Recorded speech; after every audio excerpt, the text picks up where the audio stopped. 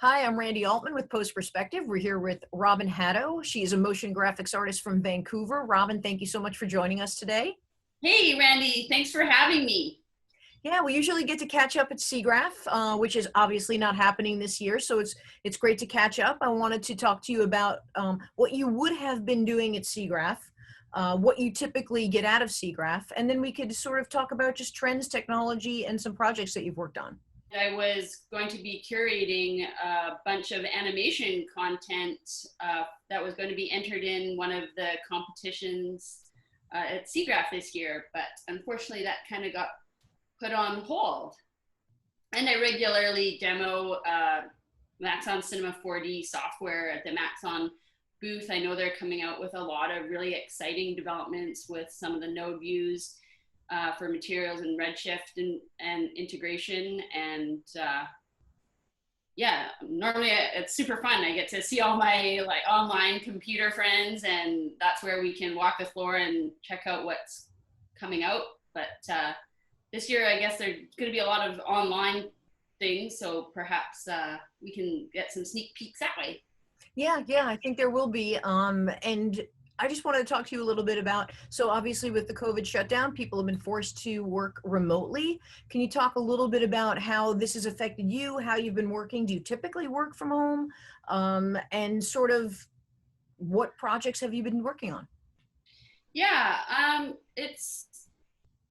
been working remotely for a little bit, so I didn't really notice too much of a hiccup in my personal workflow. I was working with the team Microsoft in Redmond, so I was remote, just going in with or going down to visit them with particular visits, but all of the work that I was doing was up here from my home office. So with COVID, I feel that a lot of studios moved very quickly and worked very hard to set up remote pipes that were very secure and fast. So I find now when I'm freelancing with studios, the online platform set up where you can just remote into a machine, a virtual machine, and it's just kind of removed the travel. So I'm able to collaborate with people in the States and various places that I would not have been able to before, because the pipeline wasn't set up for remote capabilities in that I'm working on their system. So actually that's one of the benefits that I've discovered with everything, where the tech teams have moved very quickly to set that up. So that's actually a positive that hopefully is going to stay, and just, you know, removes all the geography from things, which is fantastic. Exactly. So an artist could sort of live wherever they want. They're not stuck working in a city where maybe they don't want to be. So it has opened up a lot of opportunities for people. And for you, it's been seamless. Yeah, actually, like, it's surprising. It's been really, really great. It's sort of like been the dream for so long that, you know, with a lot of projects, there's high security protocols that make it difficult to be a remote artist. But with the secure pipelines, and you know, there's like so many security levels with that, it sort of allowed for more collaboration on bigger projects that before I was required to fly to. So that's pretty awesome. Can you talk about some recent projects that you've worked on and what you did for them? I can tell you that I've been playing with superheroes and in imagined worlds.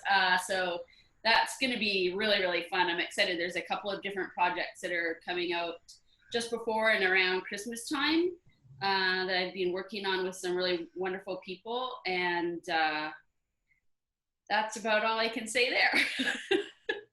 Fair enough. In terms of technology and trends, what have you been seeing other than the work from home and the virtual workstations and stuff like that? Anything else that you could talk about? Yeah, a little bit more along the virtual side of things is just the big announcement that Unreal's come out with their new engine and all of the real-time rendering that's been sort of trickling down in filmmaking.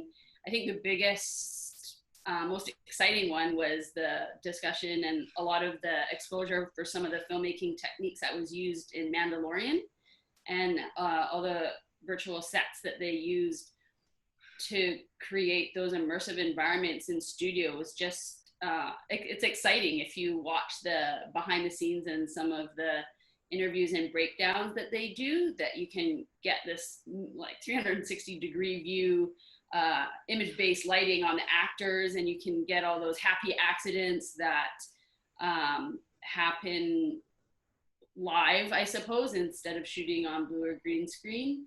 And you can sort of teleport geography where normally you'd have to fly a film crew, let's say to, I don't know, Malta to LA to Iceland or something. You can just change the sets in an instant and you're transported to a new location, which is amazing. You have pieces of environments, mountains or rocks you want to move. You can move all of that geography and physical objects in real time. So that's like a huge game changer. It's super exciting to see more, and even in smaller productions and commercials and whatnot.